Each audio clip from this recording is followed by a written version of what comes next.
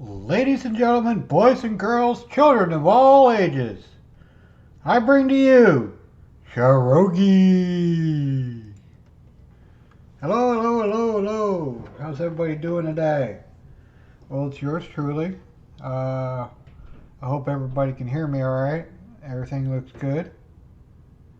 Um, Kind of nervous because this is a lot. I've been saying this for a couple weeks now. It's a lot different from doing a seminar or a webinar versus a seminar in person. So bear with me throughout all this.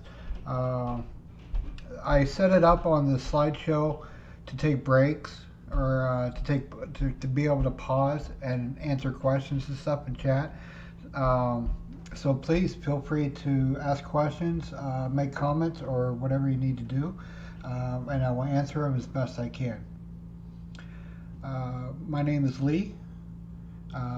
I go by Sharogi on Twitch, and this is Creating Art from Depression. It's a motivational seminar to help people cope and understand and cope with depression using creativity. It's a scientific fact that being creative helps improve your serotonin and endorphin levels, and it's just really cool. Sorry, I'm just a little nervous.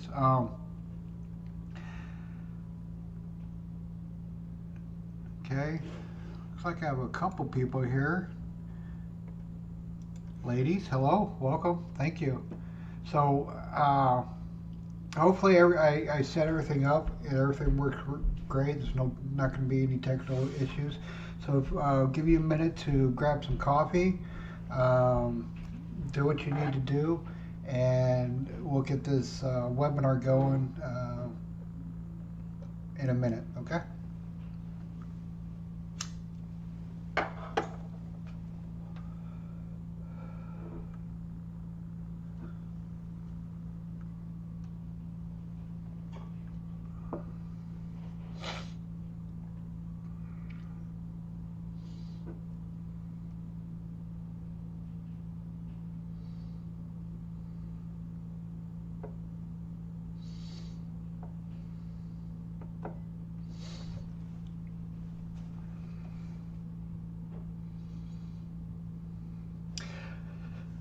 Creating Art from Depression was a seminar that I originally came up with a couple years ago.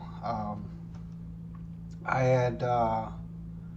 had met some people that were suffering from depression, and one guy in particular who ended up being a really good friend of mine. Excuse me. Who had the exact same symptoms that I did, and he had commented to me that I was so positive despite setbacks and trials and tribulations and all the other negative stuff, and he wanted to know how I did it. So we got to talking, and then I went home that night, and I was playing with my dog Sable, and I just got to thinking, I've had people say that a lot, so I created a seminar just to kind of. Back then, it was really short. It was just basically my life history and then what I did to overcome it or to manage it effectively. And over time, I came up with like a full-blown seminar. I had a laptop and everything set up, and as I was traveling around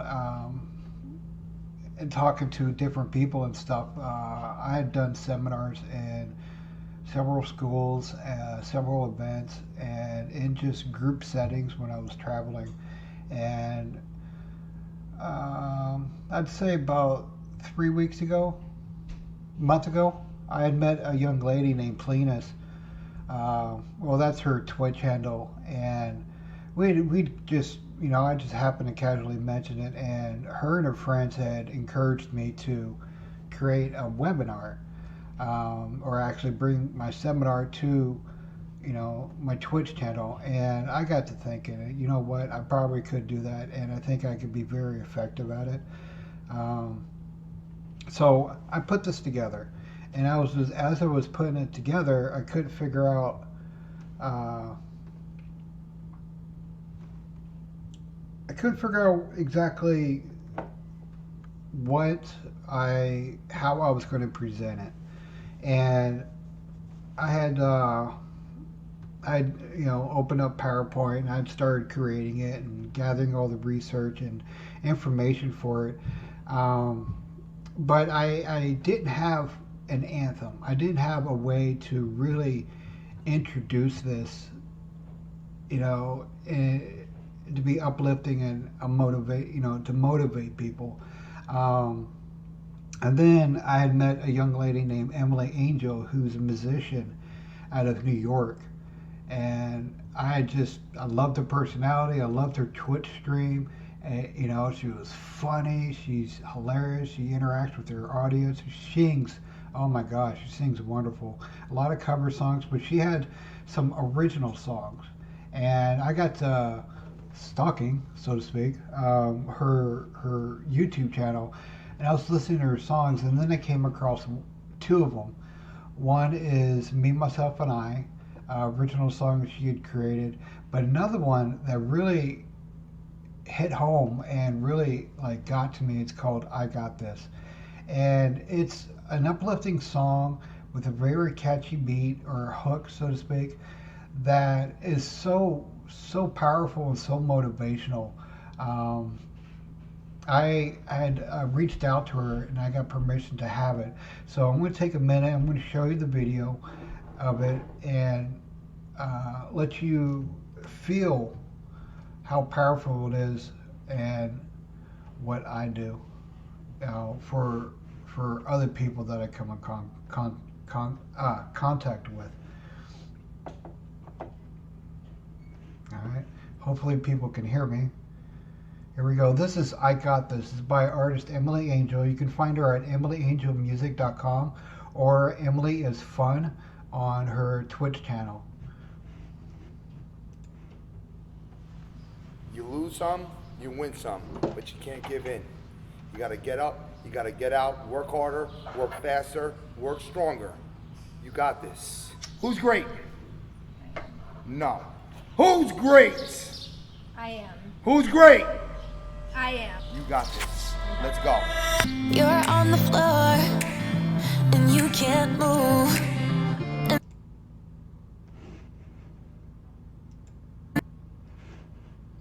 Oh, hold on, technical difficulty. All you're hearing is you.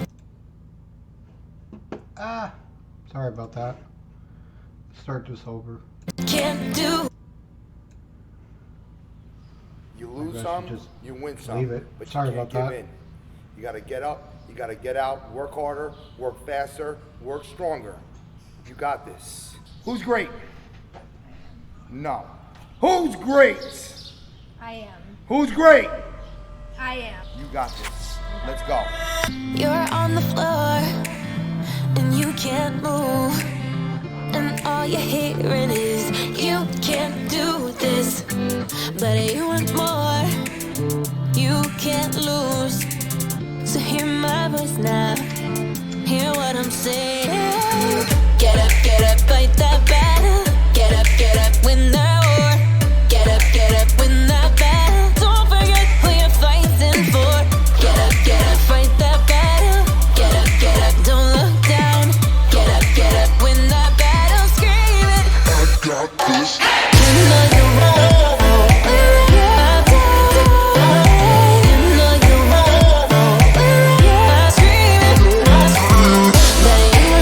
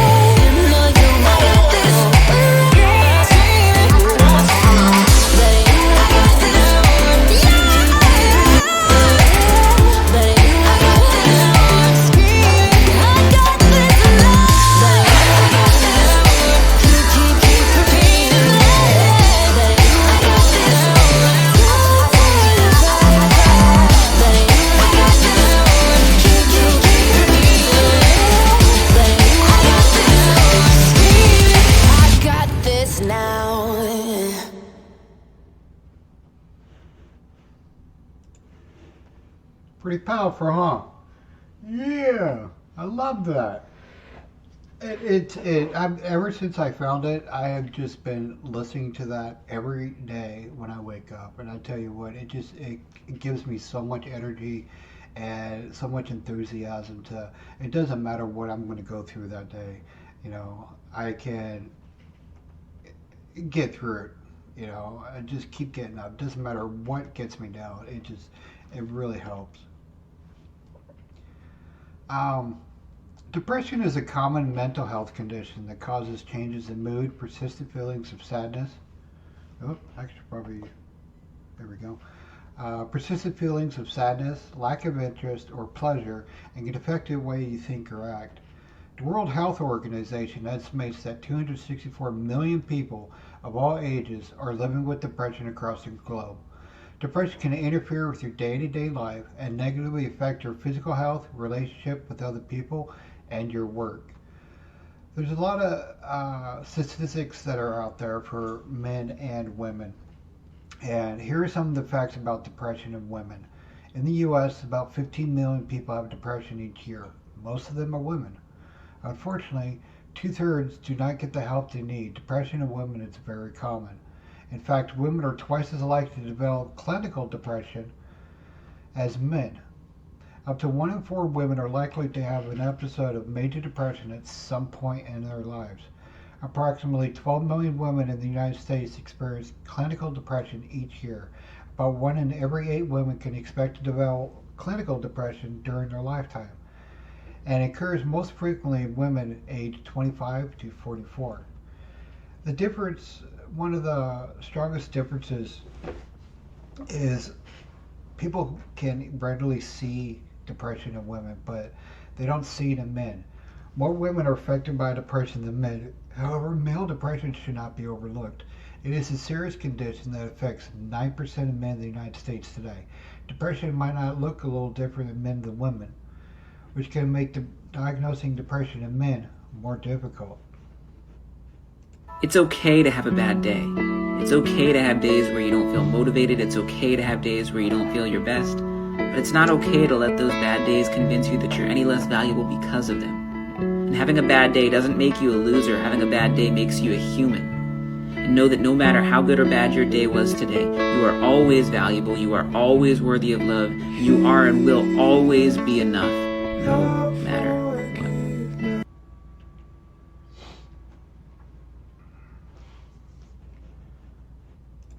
Hey, you. I just got one thing to tell you. You're worth a fuck of a lot more than you may think you are right now. Remember that.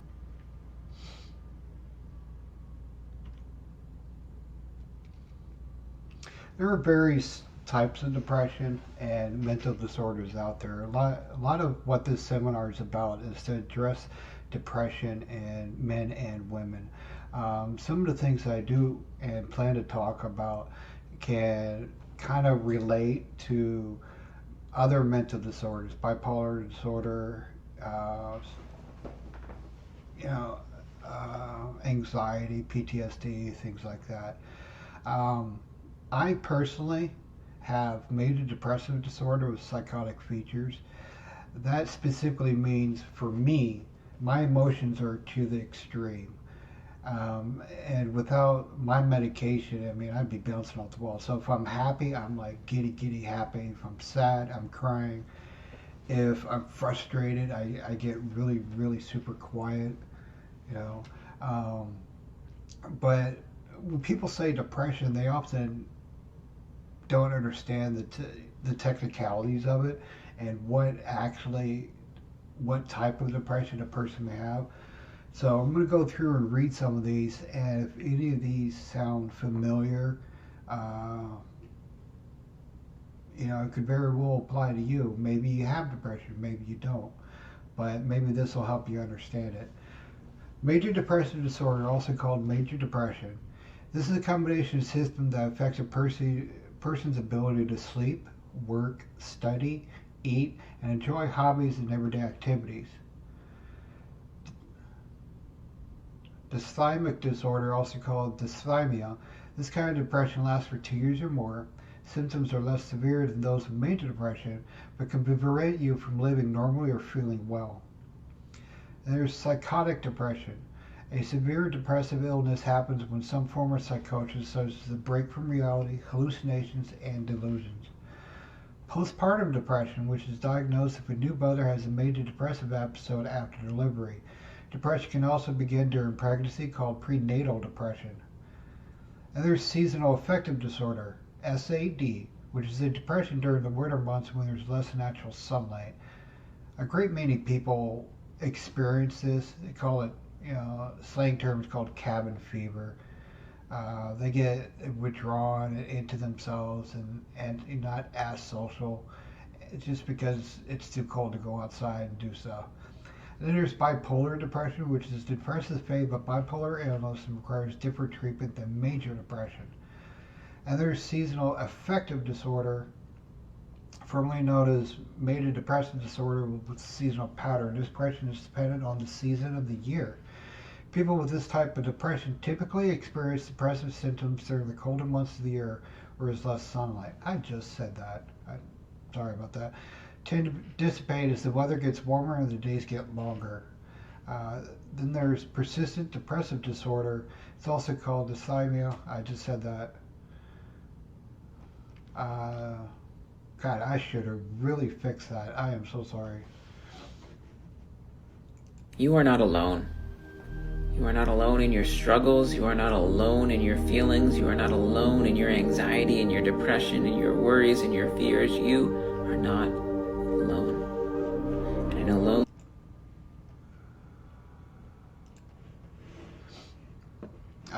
I need to fix that. I'll fix it for next time. loneliness might feel like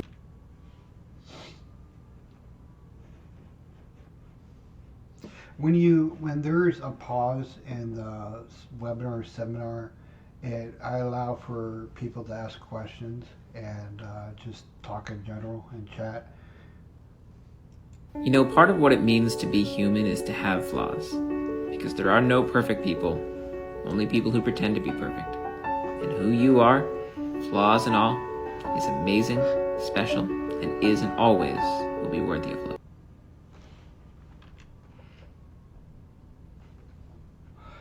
When it comes to symptoms and recognizing depression, there's a lot of commonalities between men and women. Some of these are loss of interest in work, hobbies, friends, things you enjoy, and even sex. There's a lot of hopelessness, helplessness. Your sleep, your appetite has changed.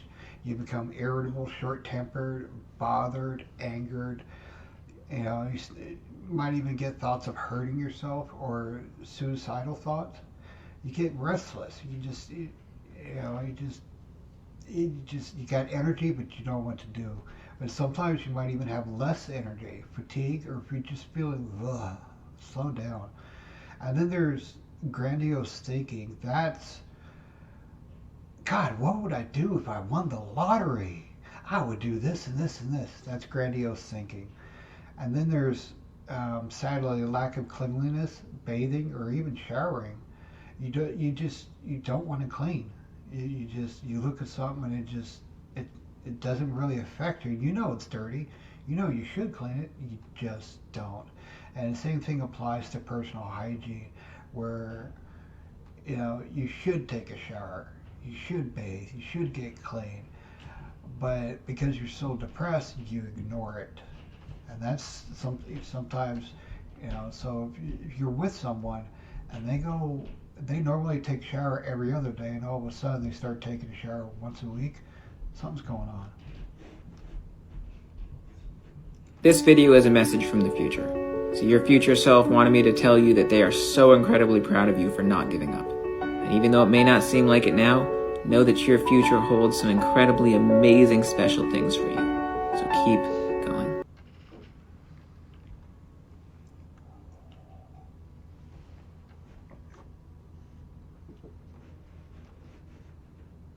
If you ever ask a man, how are you doing? And he says, I'm all right. That man's not all right. That man's about to pop. You see, we're taught from a young age to be strong, Be providers. Don't show any fear or emotion. So what happens when you got the weight of the world on your shoulders and no one to turn to? We're told to just suck it up. Get over it. Be a man. I'll tell you right now, I'm a man, and I've got feelings. All men have feelings. Being a man is not easy. We need to normalize allowing men to express their feelings and not act like they're some kind of fucking leper because of it.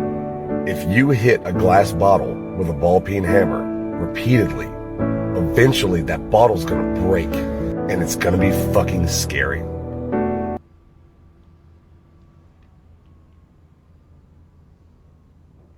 When it comes to male depression, there's it's different for men versus women. Men, they come across as being angry.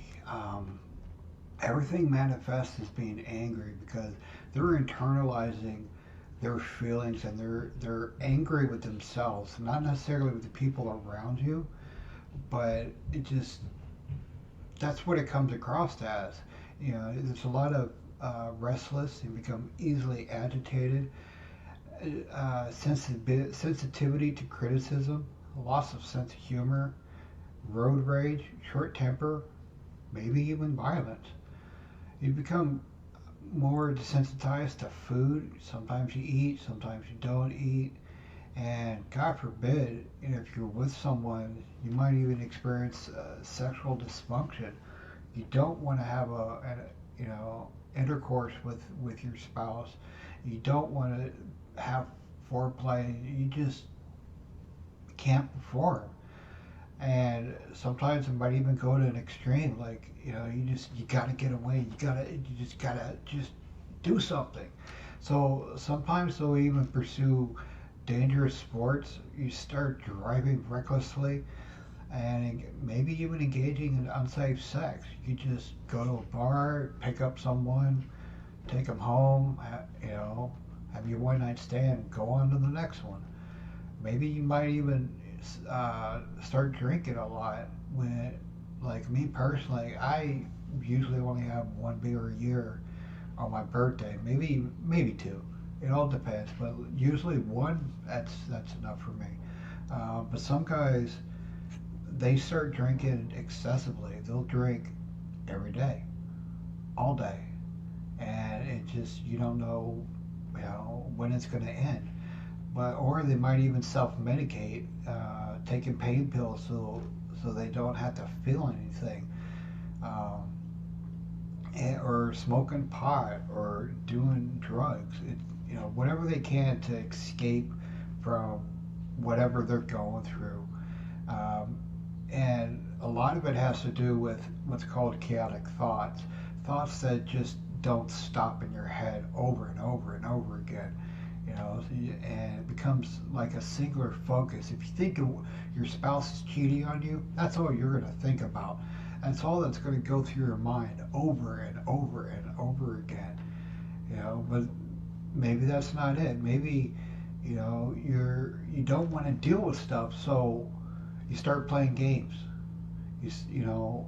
All day, every day. You may not be drinking, or maybe you are, but that's all you're doing.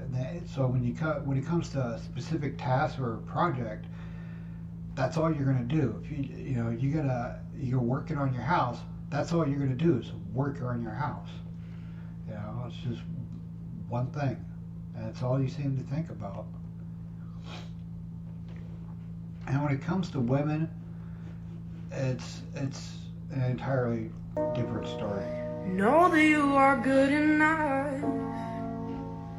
Please don't give up when things get tough. I know.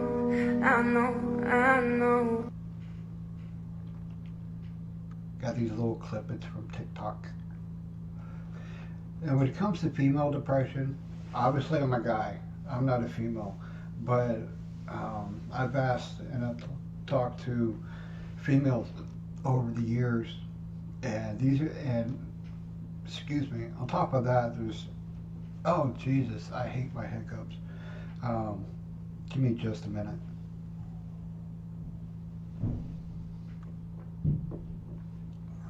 Women experience depression different than guys. Guys, it comes across as anger, but women tend to be more quote unquote emotional. It varies from person to person. But it's persistent, sad, anxious, or an empty mood. They don't want to, do anything. They lose interest, or they don't want to go out with their friends, do things they used to enjoy. Maybe they just stop having sex. They have no interest whatsoever, or a lot of crankiness or excessive crying. You finish the dishes, you start crying. You take out the trash, you start crying. It can stem from feelings of guilt, worthlessness, maybe even pessimism, or you sleep too much or too little, or maybe you wake up, like early in the morning for absolutely no reason. That can lead, I should have inputted that can lead to insomnia, where you have problems falling asleep or staying asleep. You have trouble concentrating, remembering, or maybe even making a decision. Hey, honey, where do you want to go eat? I don't care. It's sometimes you just don't want to get out of bed. You see that in some movies where there's a traumatic event and the woman just doesn't get out of bed, or she doesn't eat.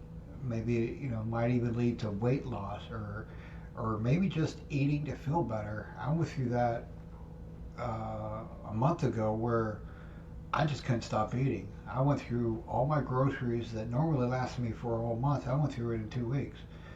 Probably gained like 20 pounds, but then I dropped it.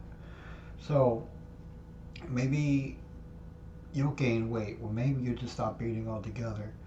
And a lot of the physical symptoms that women experience don't get better with treatment, like headaches, upset stomach, aches, pains, cramps, breast tenderness, or maybe even bloating. What in the world can cause depression? Oh, there's a long list. I personally, it comes down to anything negative in my life. Simple as that. I get overcharged for a bill. That's a negative. It has a negative impact on me. But sometimes it could come from your family. A family history of depression puts people a lot more at risk. If your grandparents were depressed, if your parents were depressed, your siblings are depressed.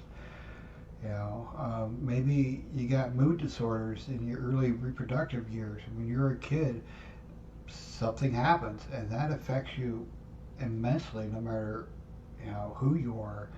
Maybe your brain changes. The brains of people with depression look and function differently from those who don't have depression. It's a chemical imbalance. Parts of the brain that manage moods, thoughts, sleep, appetite, and behavior may not have the right balance. It's essentially, they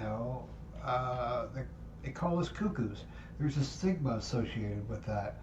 Maybe it's our hormone levels, changes in the female hormones, estrogen and progesterone during the menstrual cycle, pregnancy, postpartum period, perimenopause, menopause may all raise a woman's risk for depression.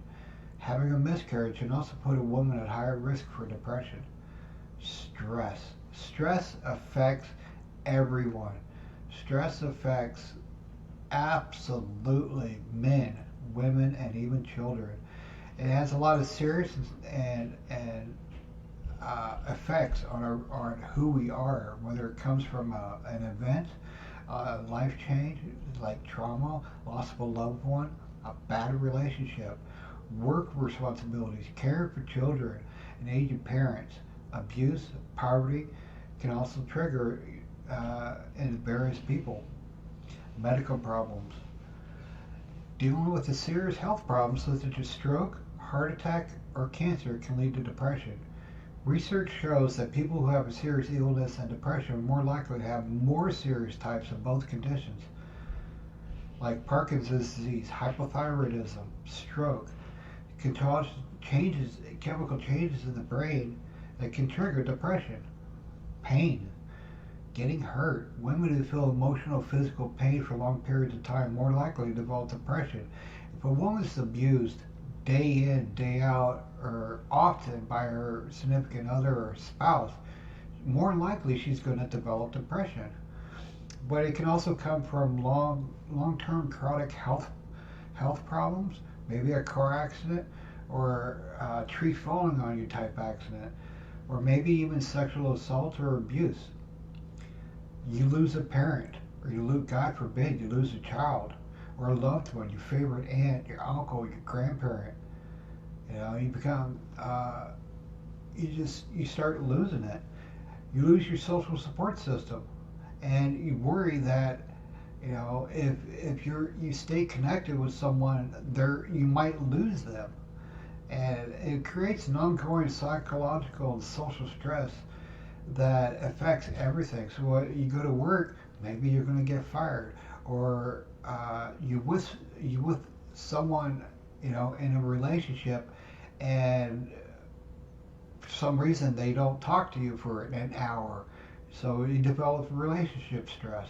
But God forbid you go through a separation or divorce, and one of the worst ways that can develop into depression is physical sexual abuse as a child.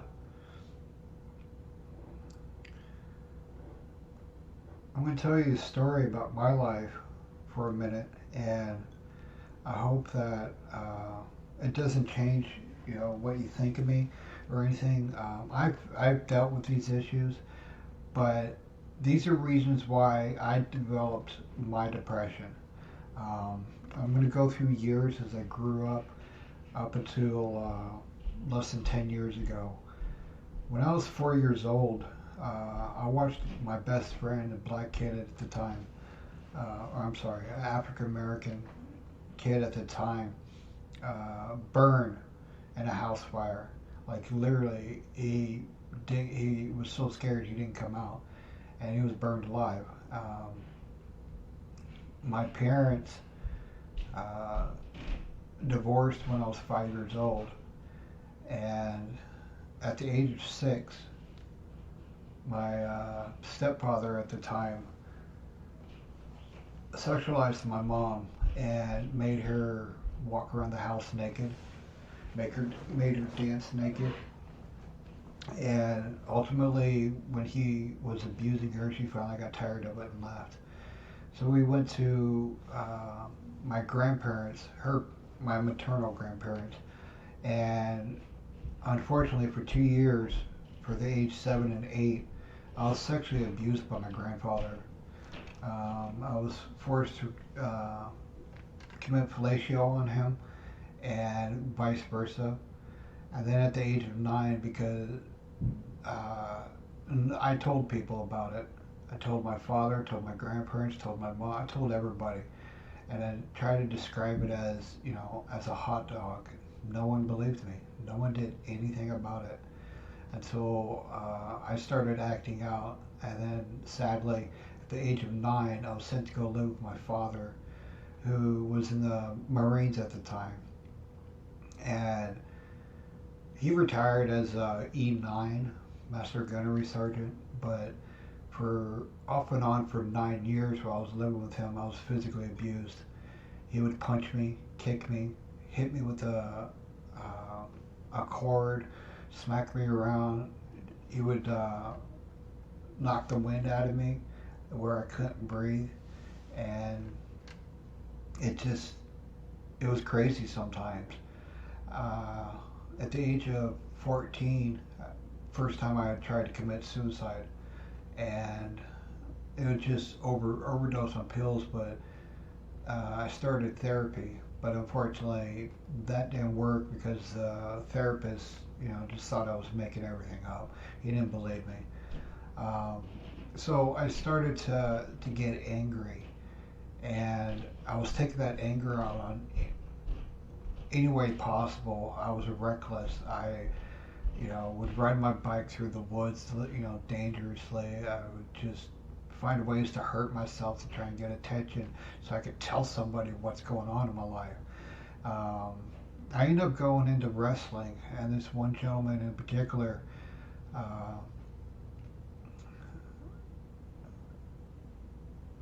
his name's Freddie, and this stands out in my mind because I really hurt him. After talking with him a couple years ago, he doesn't remember, but I do. We were in a wrestling match, and because I was so angry with my father, I physically hurt him. Can't remember if he had a concussion or not, but you know, he was the unfortunate victim of my anger. Then at the age of 16, I had to run away from home because I couldn't take it anymore. I ended up going into foster care, and that's when my life started becoming a roller coaster where something bad would happen, and I would just close up. At age 18, I was forced to go back, or age of 17, I was forced to go back and live with my father because he had transferred out of state.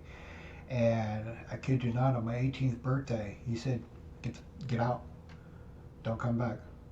Simple as that. I was no longer his responsibility. And from age of 18 on, I had been chronically homeless most of my life, where I might be stable for a year or two, maybe even 10, quite a few years, but ultimately something would happen and I would become homeless.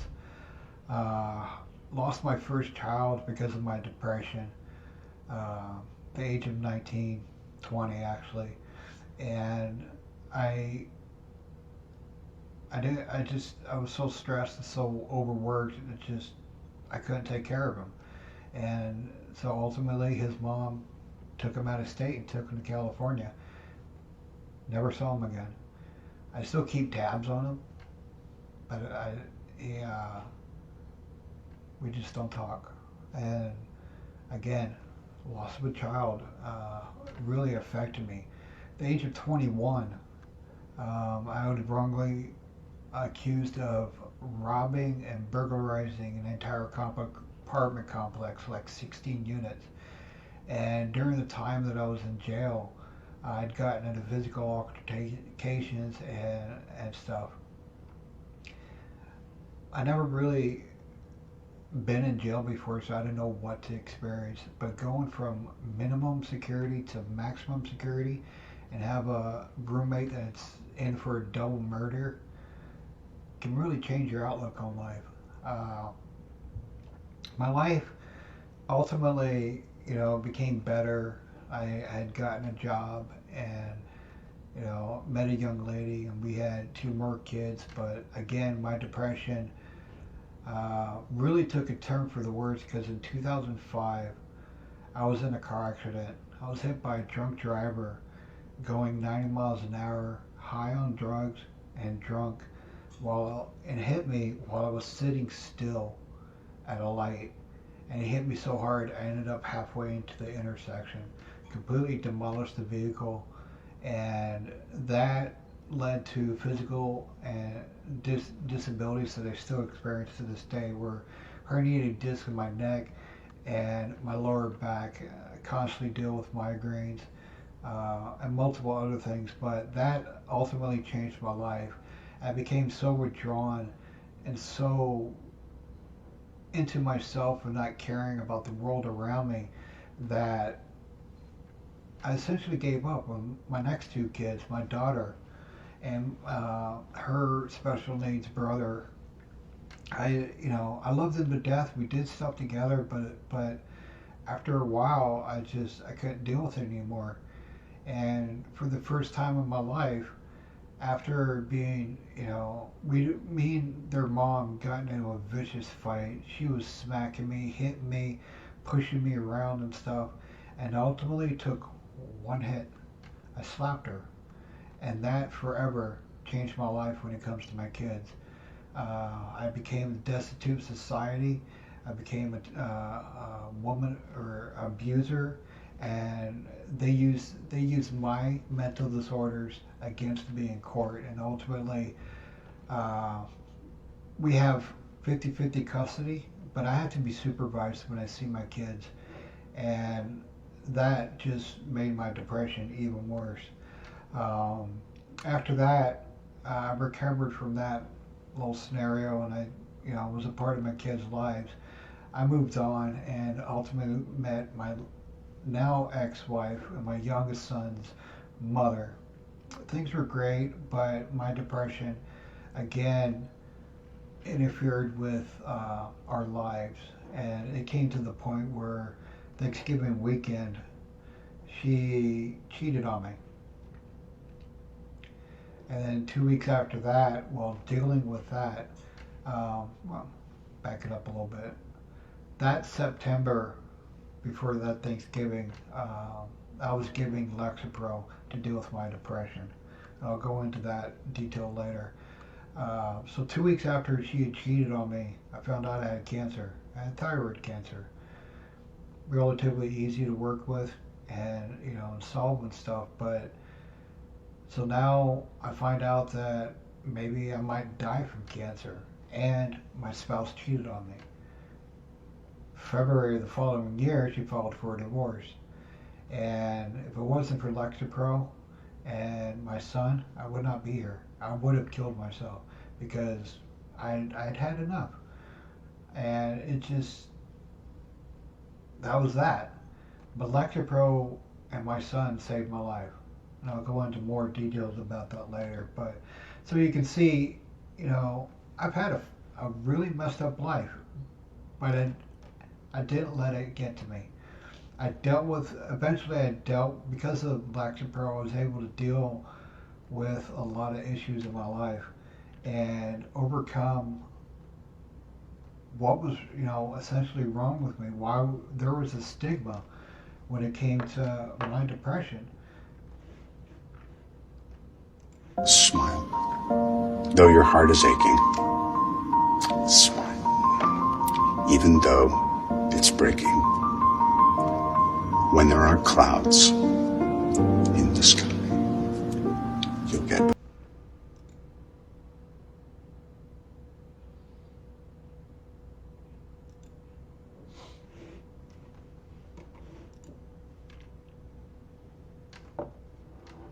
How can you deal with depression?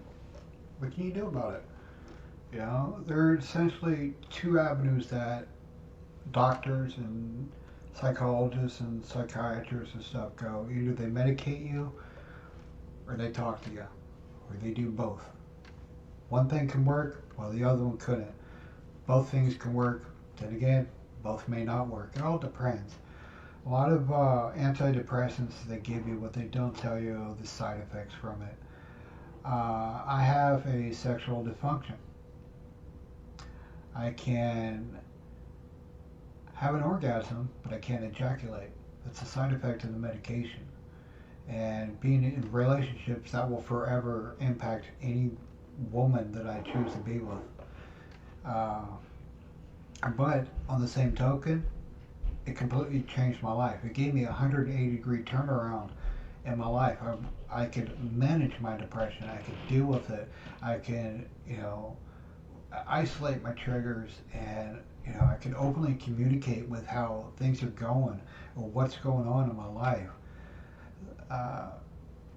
It's a class of drugs used to treat depression. Let me back it up a little bit. There are different types of treatments available to help with depression. However, the first step is always be willing to seek help. If you're not willing to take that first step, it's never going to happen. It's simple as that. Consulting with a mental health expert will often result in the recommendation via the medication, psychotherapy, or a combination of both, and treatment for your depression. Basically, you take that first step and you admit there's something wrong and you want to try and get better. That's all there is to it. But there's a stigma associated with it, meaning that asking for help means you're weak, and you're not weak. You need help. And some people, they're stubborn. They don't want to seek help. Sometimes they'll give you other medical tests to see if the things that you're experiencing aren't because of another reason. People with mild depressive systems often start with only psychotherapy as a treatment plan. Sometimes just talking with someone can help. A complete stranger, it's not a part of your life. They're not a part of, your life history, your friends, your group of friends, or the people in your family, they're just completely different. They're strangers. Sometimes it's easier just to talk to a stranger than it is to anybody else. Because if you try to talk to your friends, they're going to take your side. They might tell you, "I'll just snap out of it," or just get over it. You'll be fine. They don't get it. And if you haven't experienced something in your life relation to someone else, you don't understand. You don't get it. So the side effects of some medications that they give you. My Lexapro, I don't necessarily have a numbing effect. I have a balance effect. It balances the chemicals in my brain, which means that I can deal with the trigger, or I can deal with the situation a lot more effectively than just flying off the handle. And I went through the therapy part. I went through talking with someone. First time I did it, I was a kid, and the guy kept telling me, you don't know what you're going on, you don't know why you're angry, blah, blah, blah, blah. I'm like, I'm angry, I just want to know how to deal with it. "Oh, you just need to snap out of it." Fine. I just said, "F you, I'm gone, see ya." And I stopped talking to him. The next therapist that I talked to just wouldn't listen to me. So I just would not listen to, okay, this happened to me and this is the result. This is how I was feeling. They didn't care. They just kept basically making me feel less than what it really was. So I'd play games with them, just to see if they were actually worth even seeing. And after a couple days or a couple sessions of playing games with them, I just gave up. And I started doing research and learning what works for me as a person.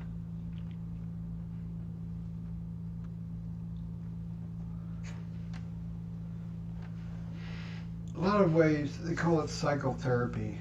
Psychotherapy aims to help you talk through the emotional symptoms you're experiencing resulting of depression. Different types of psychotherapy proved to be effective in treating depression in men. They include cognitive behavioral therapy. A person with depression learns ways to understand and challenge unhelpful, destructive thought patterns, beliefs, and behaviors. They would take a situation and they would help the guy, it also applies to women. They would help them, okay, you're angry. What made you angry? Why did you, the who, what, when, where, why, and how of being angry on one specific, situation. Maybe they'll apply it to other things in their lives. Maybe they will, maybe they won't. And then there's problem-solving therapy. Basically, what happens to you, again, who, what, where, why, and how.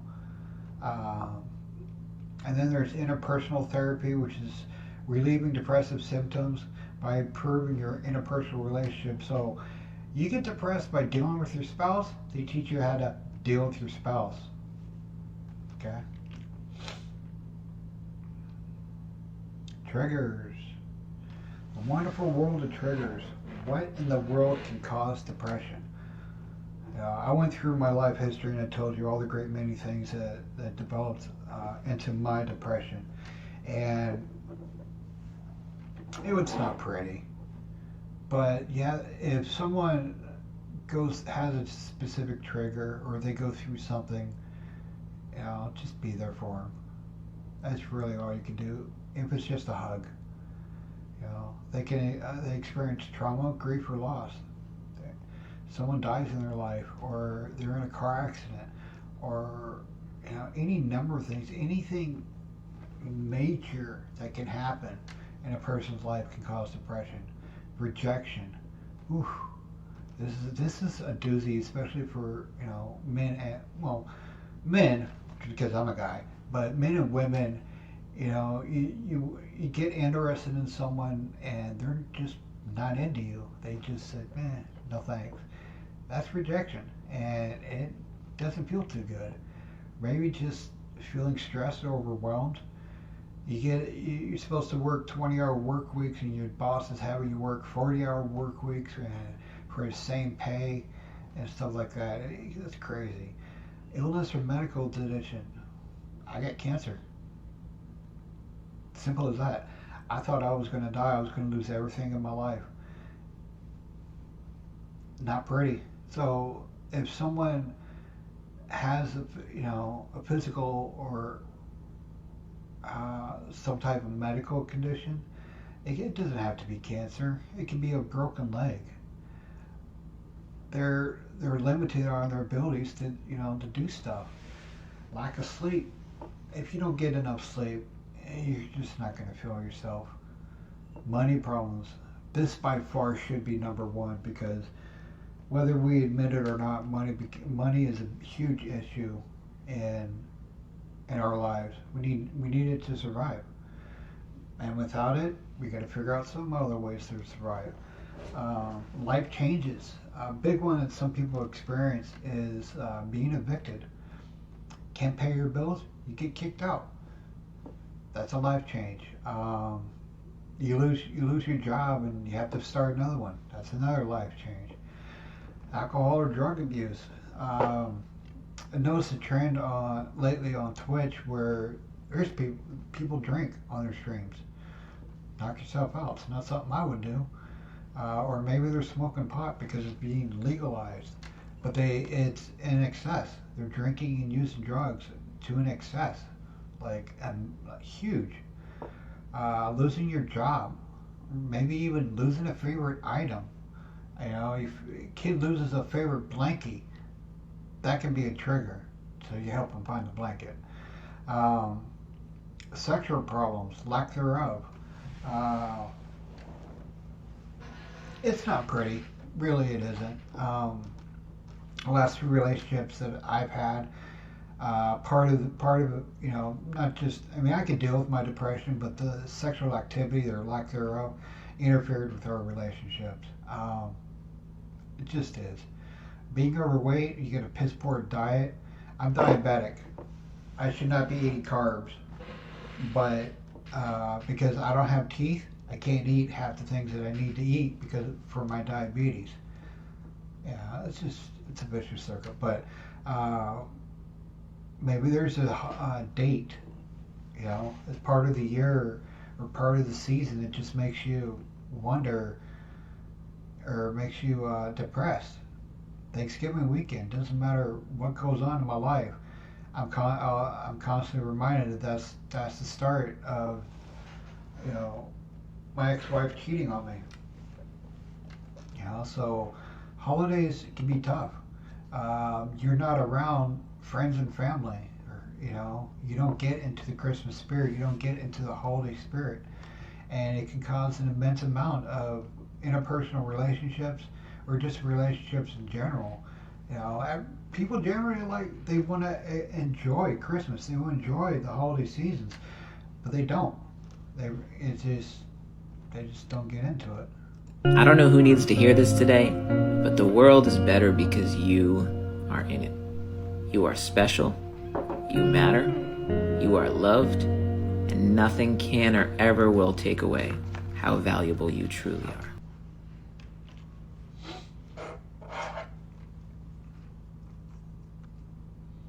What can you do about the triggers? How do you know what's a trigger? How do you know what changes your mood? Some people say, oh, you're just sad, or you're just, no. There's a reason that we have our triggers. So it helps to identify what's going on and the circumstances you're in when you're experiencing them. How do you usually deal with it? What works? What doesn't? Imagine how the situation would ideally develop when you encounter a depression trigger. Imagine the best case scenario and an acceptable scenario. What would it take for each scenario to come about? What changes would you have to make to take away the trigger's ability to bring a relapse into depression? Case in point, my disability covers my bills flat out, but I have no extra money for the month. I'm living off my stimulus. Don't feel sorry for me. I really don't care. Because that is a trigger. Financial reasons. Go get a job. Well, okay. What do? I haven't worked since 2005. I have to be retrained no matter what I do. But even if I do, I can't work more than part-time. Because if I do, I lose my disability. I lose my disability, I can't pay for my medication. I can't, have my medical needs that I go through, be taken care of. Oh my God, what do I do? These are triggers. And once you know what your triggers are, then you understand what you can do about it. So what am I doing about it? Trying to find some passive income. Whether, it's Twitch, making money off of that, or doing seminars, getting paid for that, doing Skillshare, sharing my skills with the world out there, lowering my bills, lowering my my money that's going out. And by understanding that and what the trigger is, you can start to understand and cope with it, and you can find positive solutions for it. So if you need to, grab a pen and paper, write it down. Write it down. Say, okay, I need to make X amount of money so I don't get evicted. What can I do to make X amount of money? Start writing it down. Can you be surprised just by writing a few things where your solutions can come from? Our daily struggles are often associated with two very distinctive sides of a personality. I've always been an admirer and I respect the Native American culture that's out there because they're very spiritual in nature, but a lot of what they say makes sense. Came across a Cherokee legend about two wolves. I'm going to play it for you real quick and try and help you understand depression a little bit more. As the legend goes, an old Cherokee was teaching his grandson about life. He said to the boy, "A fight is going on inside me. It is a terrible Sorry about that. fight, and it is between two wolves.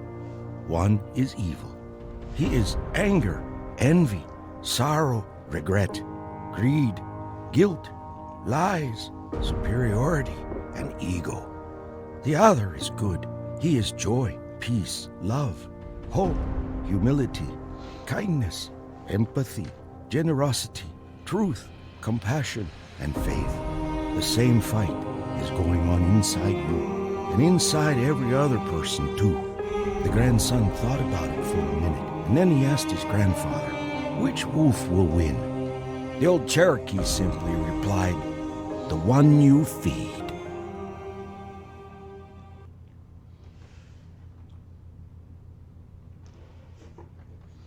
I love that.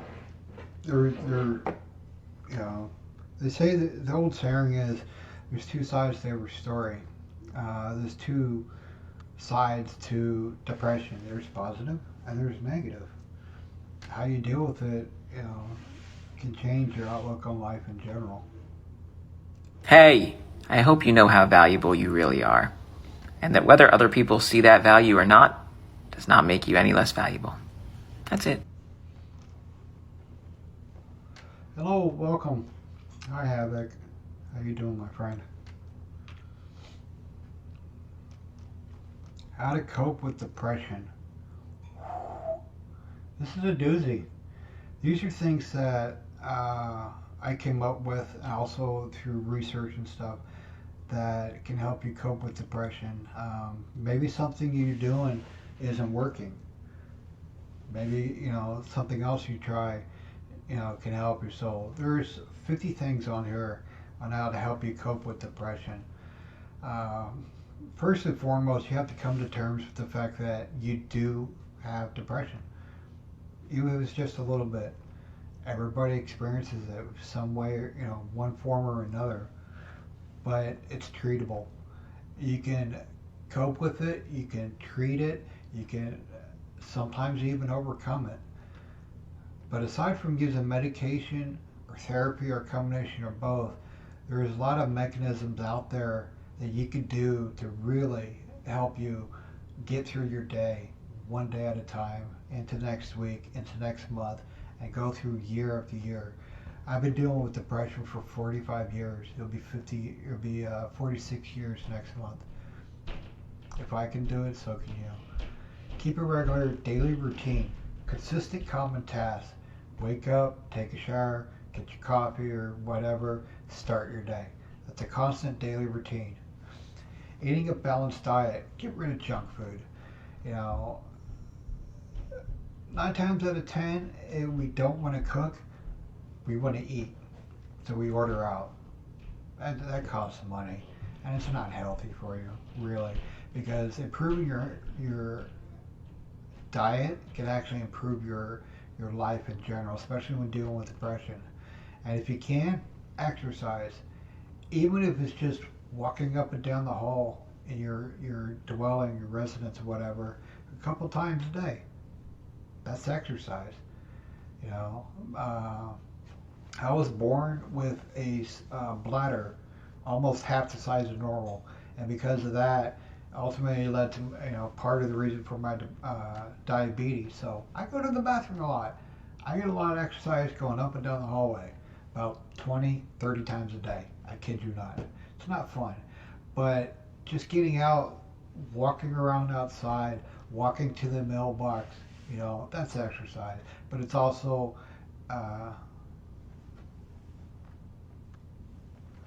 thank you, Havoc. I appreciate that. Case in point, I have friends here that are watching, and they're being respectful, not really interrupting, but like Havoc just said in chat, they appreciate me. Build a network, find friends, family, or people that you connect with, and talk to them. Even if you're having a bad day, just talk to them. You're having a good day, share that experience too. Build your support and network, okay? And help each other out.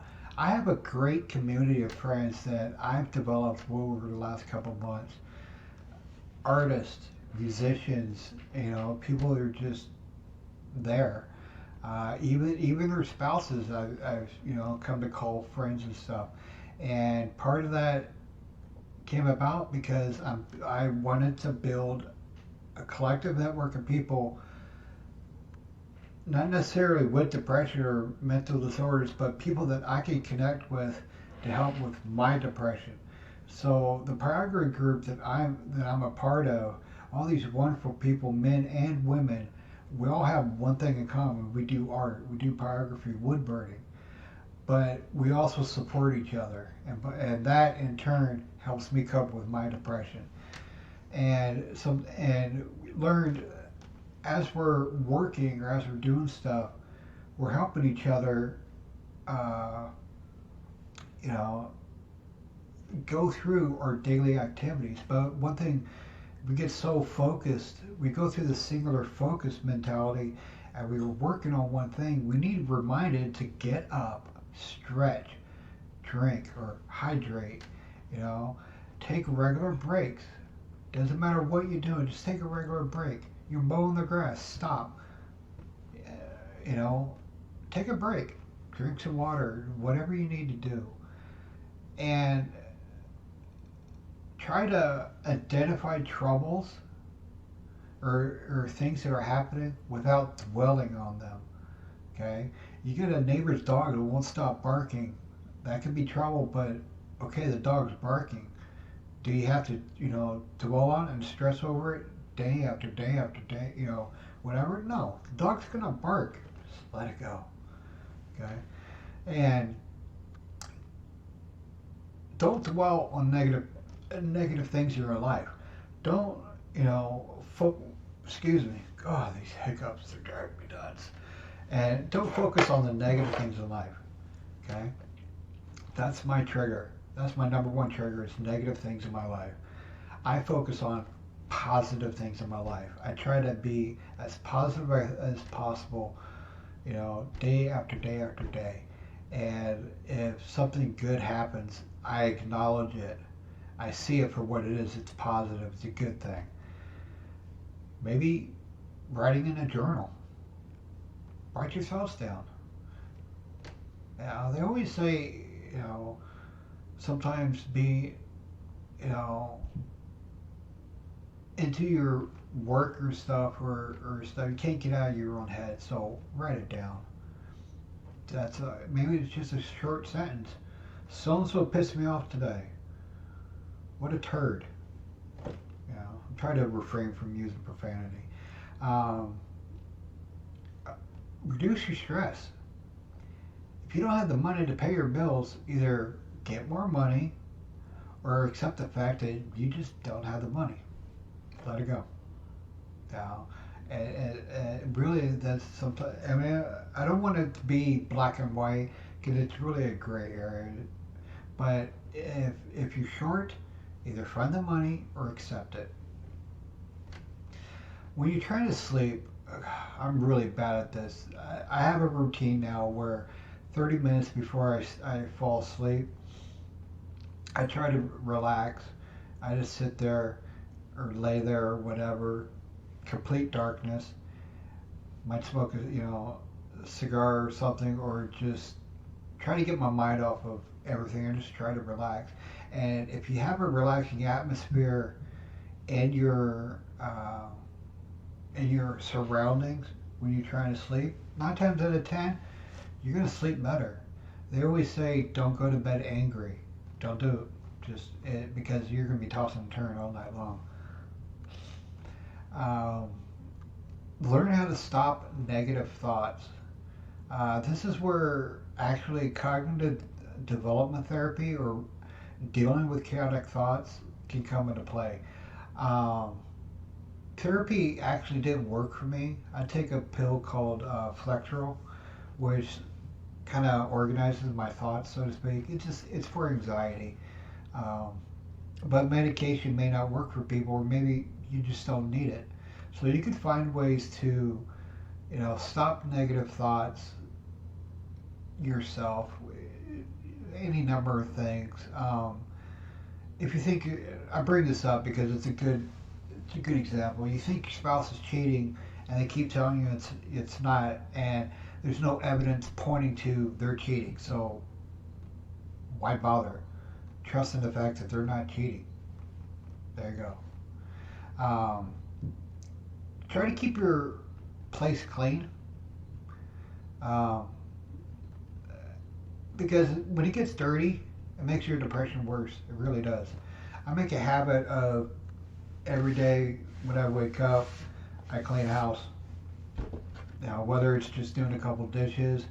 I'm in the kitchen anyway, so I might as well clean up a little bit and stuff. Trash needs to take out, take the trash. I get my chores done at the beginning of the day so I can have the entire day and night to do whatever I want. And then I clean it the next day. It's a steady routine. It's something I do every day. And it keeps my place clean. This next one is something that I came up with that really actually helps, whether you're with someone or not, whether you have a significant other or you don't. Create a personal wellness toolbox. What in the world is that? Sometimes just cuddling with your significant other is enough to make you feel good. It's enough to get you over the hump, so to speak. Or maybe women love this. Taking a hot bath, you got your candles, you got the relaxing atmosphere. You're so relaxed. You're like, Calgon, take me away. I think every time I see that, I always, that's how I came out. I always thought about it. Forget the fact that maybe in 10 minutes your kids are going to come in and interrupt your relaxation, but it's what you do to relax. So you tell your spouse, hey, I'm going to go take a hot bath. That means A, they're taking a hot bath. They don't want to be bothered. They want to be relaxed, and stuff. They don't want kids in there interrupting. They want some me time. And that could do absolute wonders for, improving your state of mind. And just letting you have a really good day. Try to be involved in the daily activities with, the things that you do or used to do, you know, or even just kids. And you don't have to participate, but at least try to just be there. You know, sometimes just presence of mind or presence of body and just being there is a positive effect that shows them support. Okay, even just looking or just observing. It's hard to ask for help, but when you do and you have your support group, sometimes you just need, you know, just need to be with someone. You know, having the companionship, whether it's friend, family member, or significant other, can drastically improve your mood. Just even if you're just sitting there watching TV together or something, you're there, and they know that you're going through something bad, and they're still willing to, you know, to accept you and help you through whatever you need to do. You know, if you need a sounding board, be it bent. Oh my God, I bent it the other day, and I tell you what, I felt like $1,000,000. And this I personally believe in. I had, when I was in college, this is the number one reason why I don't really drink. I had alcohol poisoning in college 2 times. I was in the hospital 2 times. They gave me Epicac, or that black tar stuff to make you just lose your guts. Yeah, that's not pretty. But what actually did it was a catheter up my penis. All the way through, it's a blue in the other end. Don't pull that out. I started to, and they stopped me, thank God. I could have ripped everything apart. But seeing that scared me so bad, I basically quit drinking. I am such a lightweight. Like I said, I drink maybe 1 or 2 beers on my birthday a year, and that's it. That's really it. And I feel good. I had a nice little buzz. But don't do it in excess. Don't drink, you know, drink heavily, because it just makes things worse. It enhances whatever mood you're in. So if you're mad, it's a stimulant. It's going to make you even more mad. If you're depressed, it's going to make you even more depressed. Okay? And God forbid, don't do drugs. What in the world are drugs going to do for you? One, it's a waste of money. Okay, again, this is my own personal thoughts. This is my own personal opinion. Okay? You may agree, you may not, or disagree with it, but this is what I think. Don't do drugs. It's absolutely freaking stupid. The higher you get, you're just going to come down, and it's a waste of money. You know, if you want to escape, just walk. Go for a walk or something. One thing that I did a couple years ago, actually about 5 years ago, is I volunteered at a local foster home, group home, and I helped with kids. Just, you know, like a big brother, big sister kind of deal.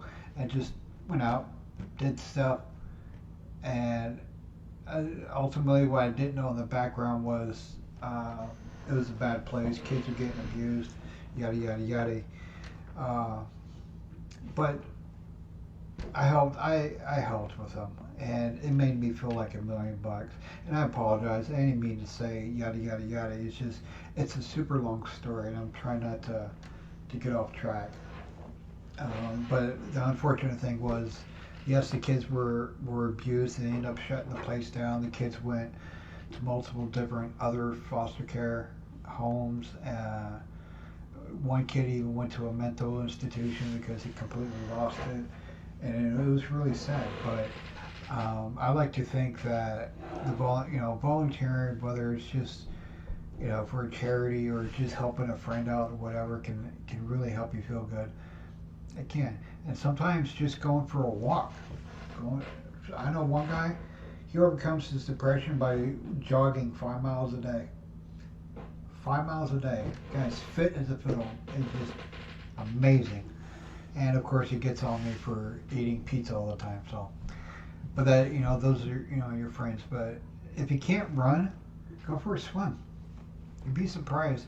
You're 30% body weight. So you're losing 70% of how much you weigh. So if you weigh 100 pounds, in the water you only weigh 30 pounds. So you can actually do a lot of things when you swim. And God forbid, please don't drown. Try to rediscover things that, you know, you used to do. If you like to go bowling, just go to a bowling alley. Just go there and just watch. If anything, just watch. Maybe you might rent shoes, or maybe you might grab that bowling ball that's sitting in your closet. Maybe you might just go bowling again. If it helps you, or you feel good about it before, try to do it again. Take that first step. And if bowling doesn't work for you, just chill.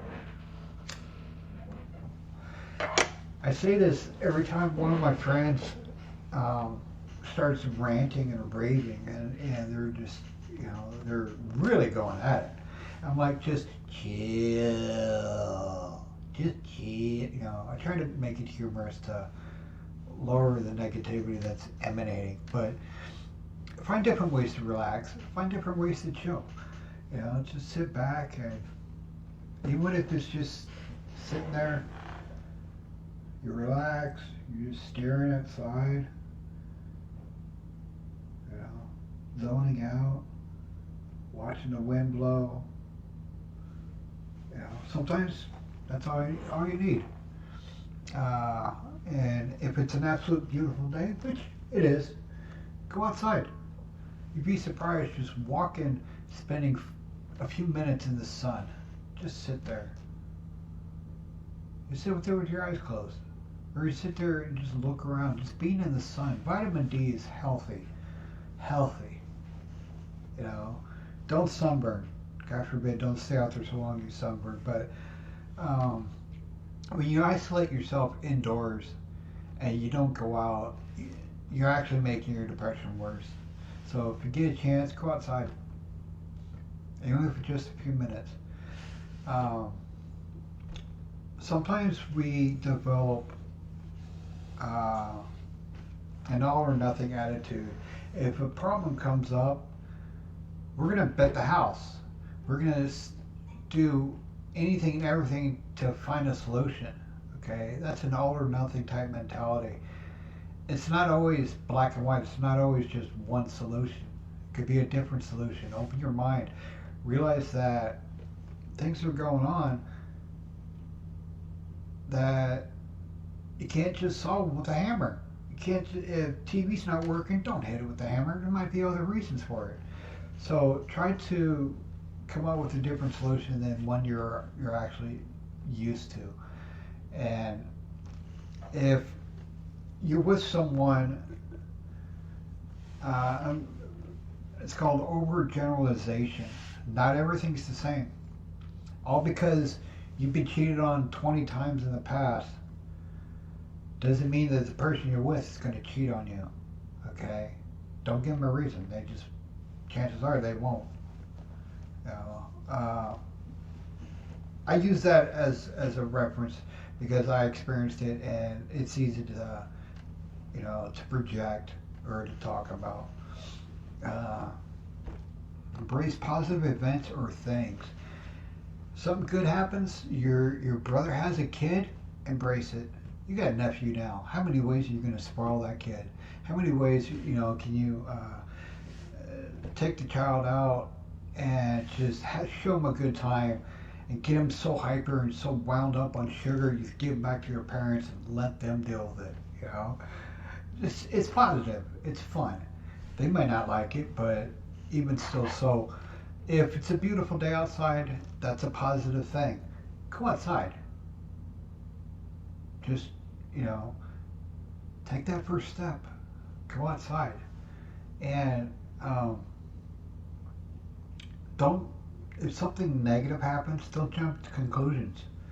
If your spouse is 10 minutes late than they normally are from work, doesn't mean they're out cheating on you. That just means that maybe they were stuck in traffic, or maybe they were just late getting out of work. Don't jump to conclusions. Try to find the solution, or try to find a reason for it. Take a minute and breathe. Count to 10 if you have to, before you make a decision, or before you go down a path that you really shouldn't, because it's just if you're upset, don't give your emotions power. Don't give them power over you. You see, when you're angry, don't just start smashing things, for absolutely no reason. Then to intensify why you're angry, or to emphasize in a grandiose manner that you're pissed off. Doesn't make any sense. So don't give it power. Don't let it, overcome you. If something sad happens to you, yes, please cry if you need to. Take a minute and absorb the fact that something really bad happened. But don't dwell on it. Don't try not to. I can't tell you do or don't. Really, I shouldn't. Try not to, because sometimes it's just really hard. Try not to dwell on the emotional fact that you just lost someone or someone died. Yes, it is absolutely terrible, but it doesn't have to rule your life for days and weeks on end. And you don't have to stick to a shouldn't do this type mentality, because sometimes trying something new will actually be fun. Country dancing.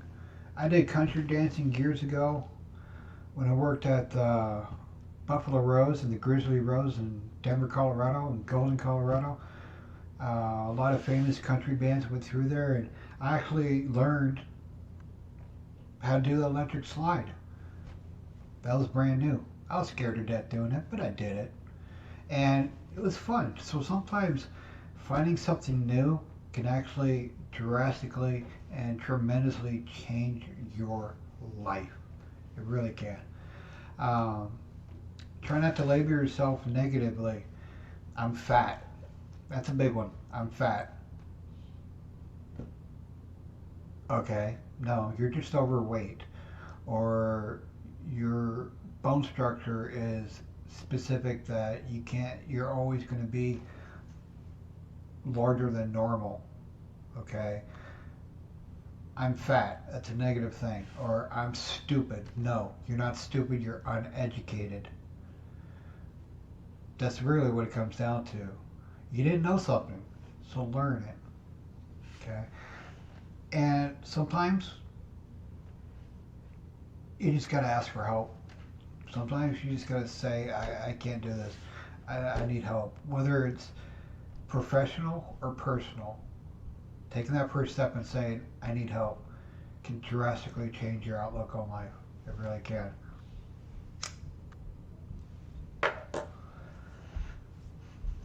Now, I said this when I was fighting cancer, and I still hold it true to this day. Cancer, you hit like a bitch. You ain't gonna get us. You ain't gonna win. I'm gonna kick your ass. And I would say it every day. So, although I was scared of my cancer, I didn't let it beat me. I didn't let it, I stuck to the treatment plan. I went through chemotherapy. I went through radioactive, therapy with iodine. Quarantined for a month, dealing with everything. So, and I just kicked its butt. And thyroid is relatively easy cancer to cure or to get rid of or to deal with. Okay, but some cancer isn't. So if you have a positive mental attitude when you're going through it, it can really change the outlook and the results that could potentially happen. And everything I did is talk to people in my life. It's sad, but I have a sister. I don't talk to her. I don't talk to her because she's a former heroin addict. And she always has an attitude. And it's toxic to me. I love her to death. I would do absolutely anything possible for her. But I can't deal with her on a daily basis, a weekly, monthly, or even yearly basis. I just can't. It's too toxic for me. So sometimes you have to cut toxic people out of your life, even if they're family.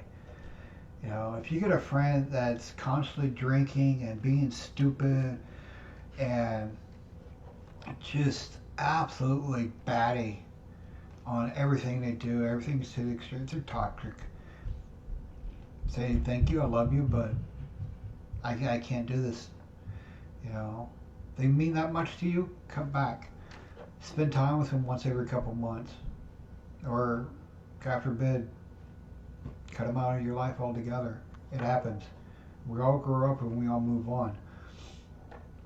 And everything you can do, which I really need to do, is organize, stuff in your house or organize your workspace. My art space, okay, is very clean, very organized. Everything has its place. But 12 inches to my right is a desk full of art supplies, wood, my diabetic supplies, paper, medicine, you name it. It's just stacked there. So yeah, I probably could benefit from organizing this. I really could. But so try it. If you got a workspace or you got something in around your house, take a moment, look at it, and try to fix it, or try to clean it or organize it. You never know. When your life is organized, you're not dealing with the chaos of depression. And sometimes, like I showed you a little bit ago, sometimes all you need to do is just sit there and zone out. Just sit there and just look outside or look at something. I got a big screen TV right in front of me. Maybe there's something on, maybe there isn't. Sometimes you just gotta just chill, relax, zone out. Try not to think about stuff, Or maybe you used to be religious. Maybe you're spiritual. When I played earlier the Tale of Two Wolves, I really respect Native Americans, not just Cherokee.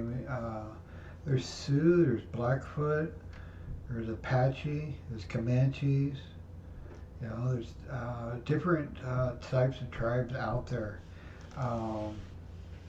And I feel connected to them just because, like, their animal totems, their spirituality, the way they see life, the way they want to connect with the earth and not pollute it or kill Mother Earth. So try to get in touch with spirituality if you need to, or if you believe in God, get back to your religion. Start reading the Bible. You never know. You might find that one passage that really makes you think. Or maybe you're not religious, you're not spiritual, you just don't care. Whatever the reason is. Listen to music. We all like music. I can't think of one person who doesn't like music unless, there's some reason for it. But, well, we all got our favorite kinds of music, I like electronic club music, something upbeat, something, whatever. Country music, ballads, 80s ballads, just chill. Just listen to music. Stare outside, enjoy that you can be outside, go for a walk, whatever, you can listen to music. And sometimes that doesn't work. Sometimes you're just so overwhelmed or there's so many things going on that you just gotta go old school. Or when I say old school, I mean like prehistoric old school, like there's no electronics. Turn everything off. Lay on the floor, lay on your bed, it doesn't matter, just turn everything off. No electronics, no distractions, nothing.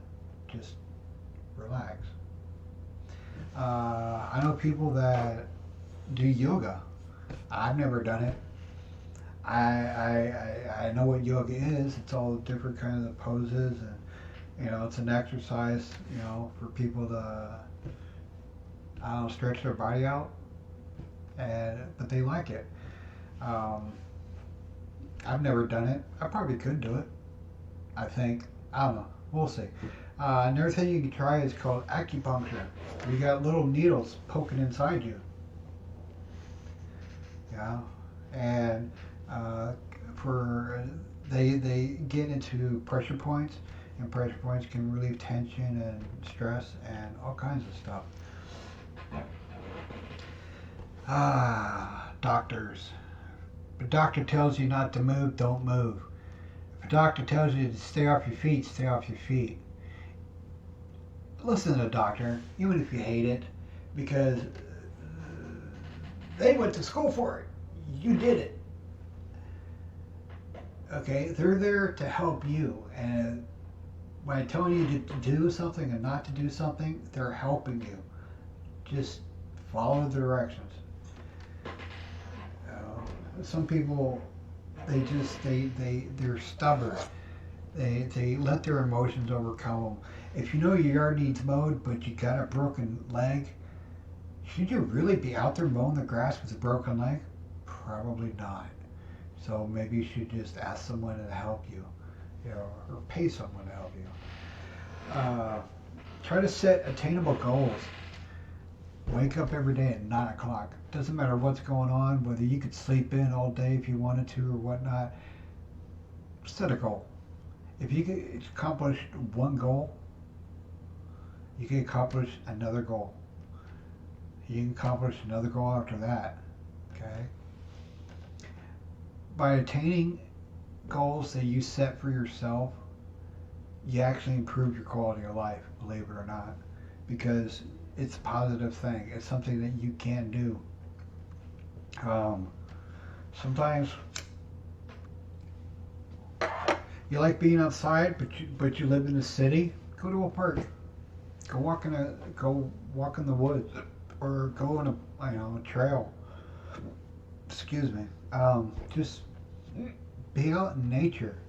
You'd be surprised at how quiet and calm it is just walking in the woods, or being out in nature altogether. Even when I was a nomad in the desert, yeah, it was hot. Well, not really that hot at the time, but just out in nature. How did those rocks get there? How long have they been there?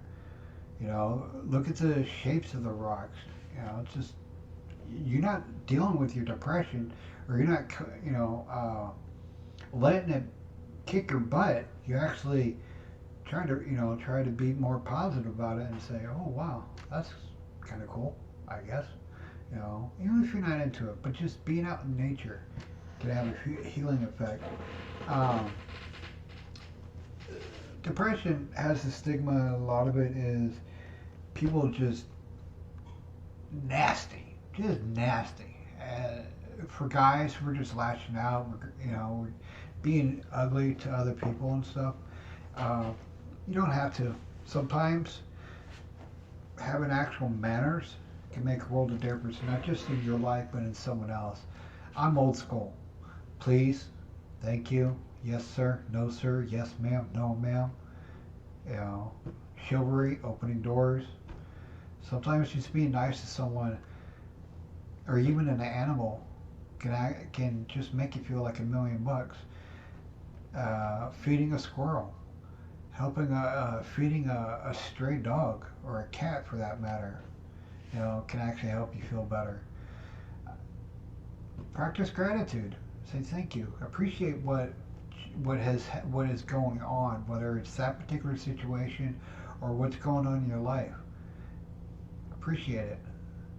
I generally appreciate and love all the positive things that happen in my life on a daily basis. I really do, but I'm also humble about it. I see it for what it is, but I don't talk about it, or I don't elaborate or just make it blow up. Sometimes all you need to do is just take a deep breath. Oh my God. Sometimes things are just just crazy. Just take a deep breath.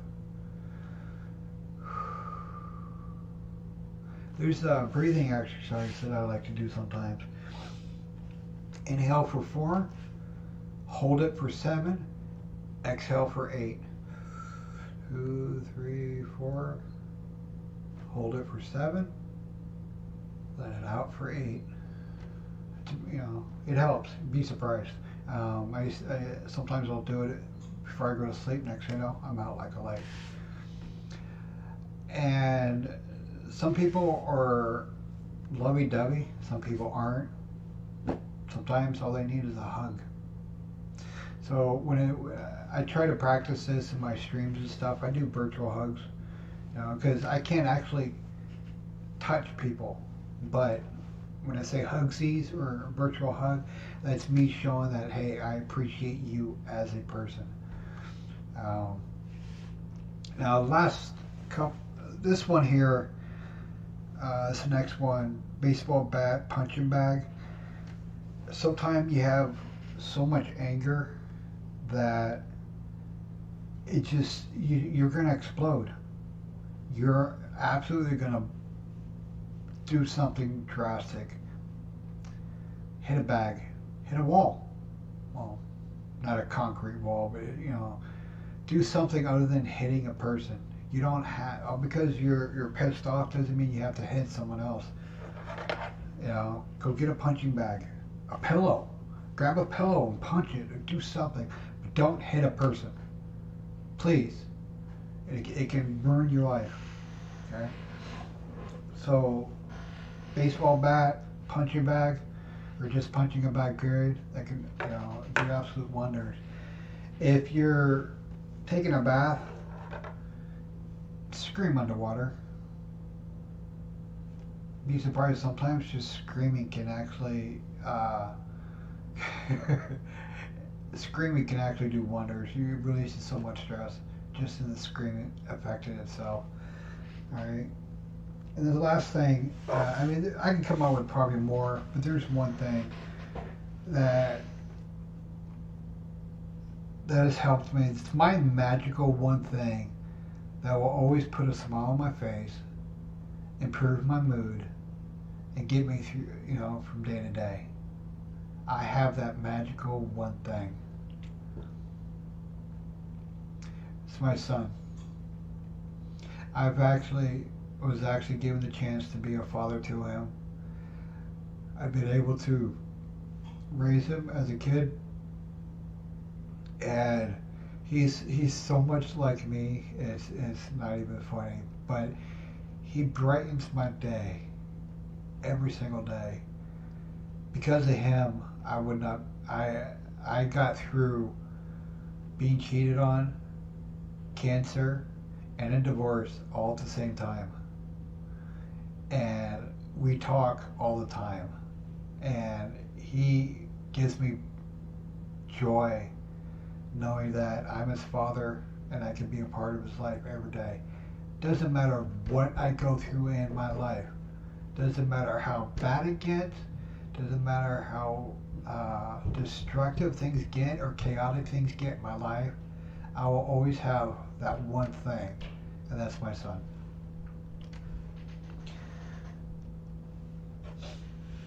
Give me a moment.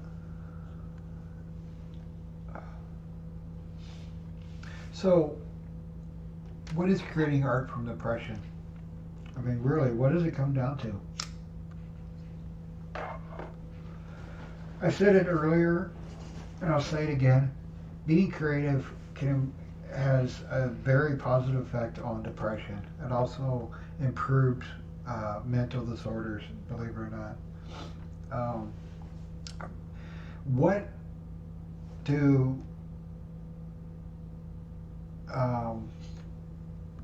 do people do? You know, how can they be creative? I mean, what in the world is this guy talking about? Well, nope, wrong one. Nope, there we go. Sorry about that. I do pyrography. I burn stuff on wood and paper.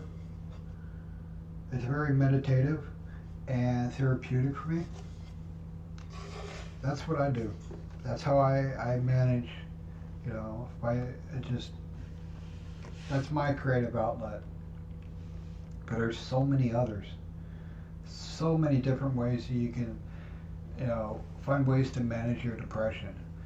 You can carve wood.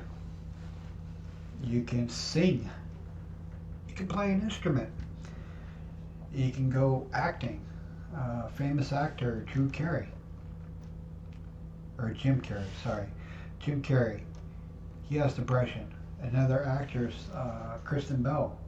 She has depression. You know, and they act. Robin Williams, God rest his soul, had depression. He used comedy as ways to cope with his depression. He did it because other people felt good when he did his routine. When he was funny, he made people laugh, made people feel good. That was his way. Sadly, you know, in the end, depression won, and he committed suicide. But he will forever be a comedic legend. So whether it's acting, you know, or being a comic, doing something, you know, really helps. You can do crafts. You know, you can make something. You can paint. You can draw. Sometimes all you need to do is just stack rocks. I'm out in the desert, and I found this out in 2019. There's actually a thing where this girl, she made his desert look beautiful because all she did was stack rocks. She balanced them and stacked them. You know, dancers, whether it's ballet, country line dancing, you know, or whatever, just go dancing, move, have fun, you know, do your thing. Drawing, oh my God, take a pen, take a pencil, or dirt. You can draw in dirt and just draw a circle, it doesn't matter, just draw something. You know, try to do a fun smiley face. You never know, you might actually enjoy it. Martial arts, a very disciplined mind can actually help you feel, you know, cope with a lot of things. So maybe go learn karate or taekwondo or jiu-jitsu or muay thai or something. Maybe just learning, you know, martial arts can help you. Writing. Write a story, write a script, write a play, or just write in a journal. That could help. Cooking. Granted, you don't want to cook and eat all the food in the house, but sometimes maybe just cooking a nice cobbler or cake or something and giving it to someone else. Maybe that could help you. Sculpting. Taking clay. Or taking sand, wet sand, like you're at the beach, make a sand castle. Or if you like clay, you like the feeling and the texture of it, make something. Cosplay, pretending to be someone else. There's pros and cons. I see it as two different things for it. It's positive because you get to be another person, or you get to role play or act like someone else. But it can also have a negative effect if you do too much, or if you do too often, or you're avoiding your life in general by pretending to be someone else all the time. Like when I say all the time, I mean 24/7. Okay, that's not healthy, but it is healthy. You know, just to escape and, you know, pretend to be a knight in shining armor, saving a damsel in distress. That can help you. Another one is fashion design. Oh my God. I can't tell you how many people will say, I look good in this color, I look good in this color, let's pick out this outfit, let's pick out that outfit. Or God forbid, make your own. Okay. There's more women that this would apply to than men. But maybe, you know, go through your closet and putting together different outfits. You might actually enjoy it. You might be able to, you know, be a fashion consultant and help other people find what looks good on them and stuff. And get paid for it. Videography. creating videos of what you see, whether it's a wedding or a YouTube video, whatever, whether it's your camera or camcorder or video camera, it doesn't matter. Make a video. Videos can last the test of time, providing you have a way to see the video. But funny snippets. I'm a huge TikTok fan because a lot of it, there's a lot of funny stuff on there, and it's not just the dances or anything like that. It's just funny skits or things that people do that just make me laugh.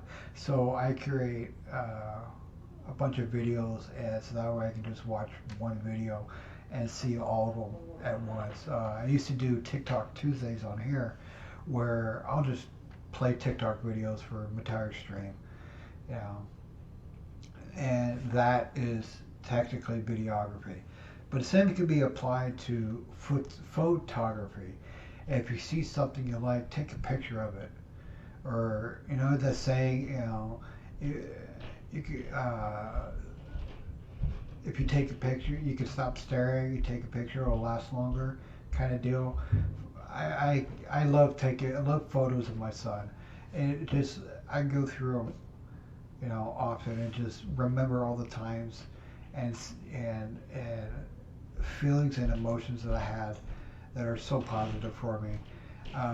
So take a camera, take your phone, and just start taking pictures. Take pictures of your friends, your family, or things that you see outside, or things that in your surroundings.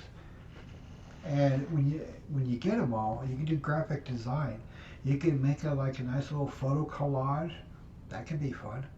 And you can design pictures or put fonts on it and do special effects.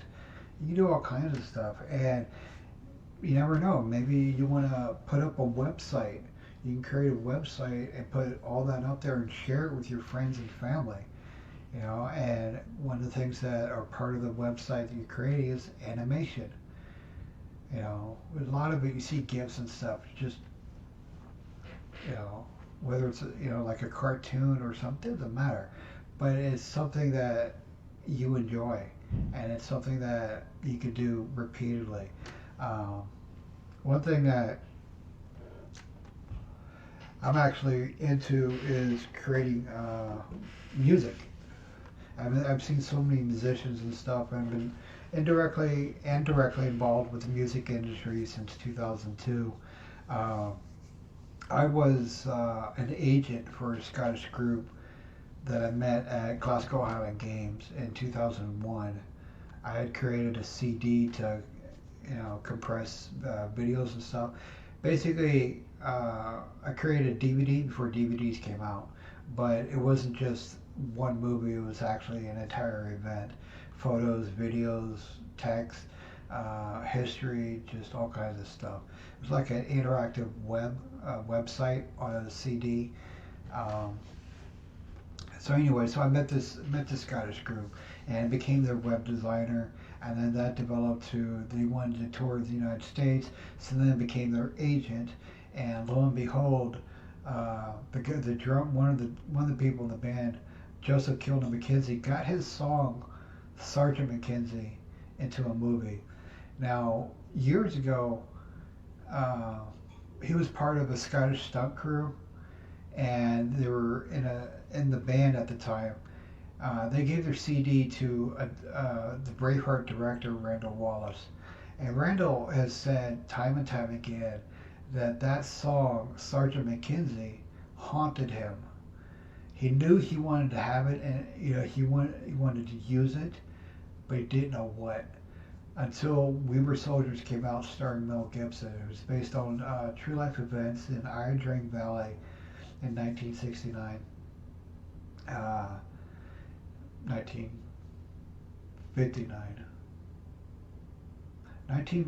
1959, before Vietnam War actually took off. I think that's the year. I'll have to look it up again. But anyways, so his song, Sergeant McKenzie, was actually primarily featured in the movie itself, 4 different spots. So if you're watching the video or watching the movie, you hear, lay me down in the garden, wherefore many. You could hear the Scottish voice in the movie. That's Sergeant Mackenzie. It's about his grandfather in World War One, who stopped a German bayonet, stopped a German charge with just a bayonet, saving his platoon. Ended up dying for it. So he will always be remembered for the song Sergeant Mackenzie. So found out that song was in the movie, so I'm like, well, let's just go on tour promoting that movie. It'd be a great hook, great way to get people interested. And sure enough, I say his song is in We Were Soldiers starring Mel Gibson. Boom, they got a gig. So we went through the entire United States,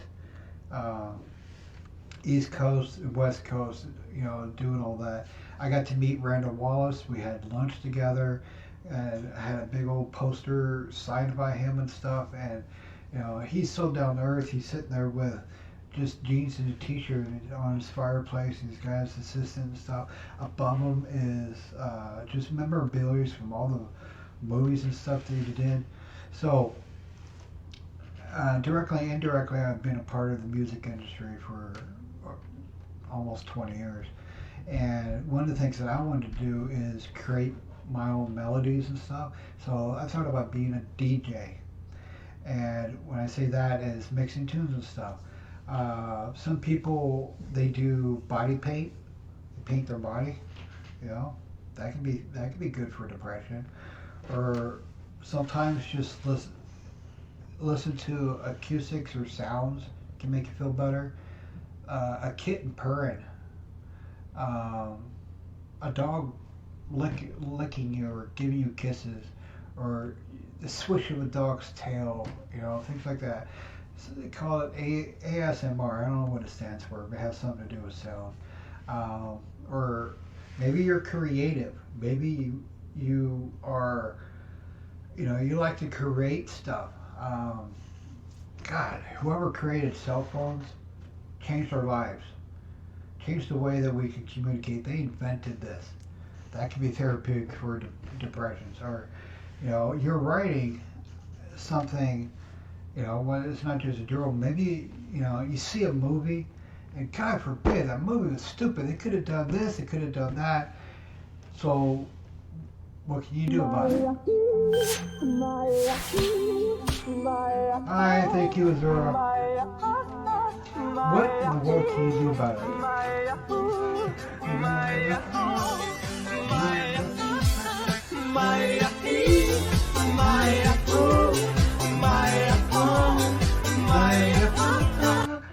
Anyway, I got little sounds that come up on my alerts.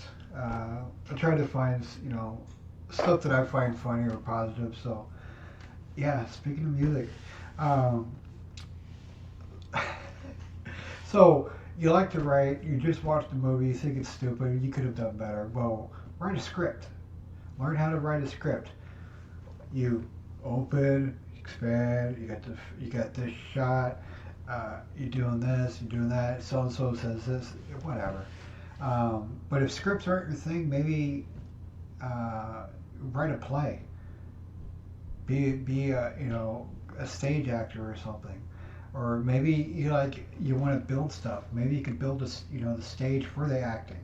Whatever. Build a little, you know, tree house or a little fort for your kids, or a playground or something. Build something. You know, and you got multiple aspects of it where you're releasing some anger if you need to, and using a hammer or whatnot. But you're creating something. Okay. If you're an artist or a musician, make a music video. How can you better express your artistic ability than making a music video? When I played the video earlier of Emily Angel's I Got This song, she made a music video. I mean, just how powerful was that song? I mean, it was just unbelievable. And you could tell by watching the video the different things that she was going through that led to making that song, whether it was a relationship or doing fitness to overcome,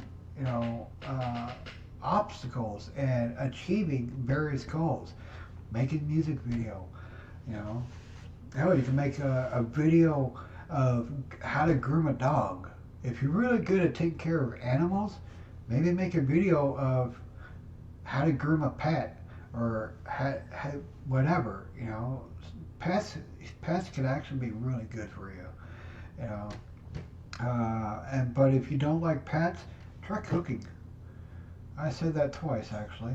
Just go create something, create a new recipe, mix different ice cream flavors together, see what they taste like. Or you can try cosmetology, you can do hairstyles, you can do makeup. Havoc, he plans to be a drag king one of these days, where he's gonna do makeup and look like a woman. Yeah, making a flaming cake and cocktails, So that can be therapeutic for depression. That can help you manage your depression. Or you can decorate a house or decorate a room or something. You see a lot of YouTube streamers and stuff. I've noticed this trend where they're putting up lights and they're putting up, green screens, and that's interior design, whether they want to admit it or not. That's their way of, making their lives better, making, their happy place. So it's interior design. And or like you're out in nature, you go to the beach. At the beach! I mean, come on. Who doesn't like waves crashing? As long as it's not a rocky beach or, but nice soft sand. There's this thing called sand art. You take some sand, you throw it down, and you can make a little picture. Who hasn't played in the sand as a kid? But there's actual sand art out there. I've only found one Twitch streamer that does it. Part of photography that I mentioned earlier, making photo collage, putting all the pictures and stuff together. Back up a little bit. There we go. Here's my son. This is my photo collage. I look at this every day, and I think, thank you. I'll drink in a minute. But this is my photo collage. So you can do something, that doesn't have to be pictures. Maybe you got favorite poems and stuff that you just put up on the wall.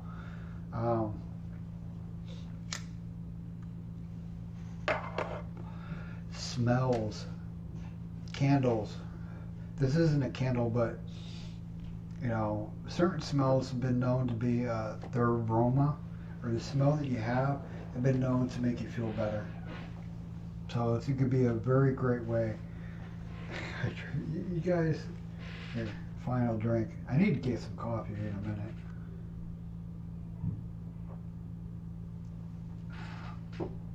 minute. Sports. Emily Angel. Yesterday she did a OCR, obstacle course race.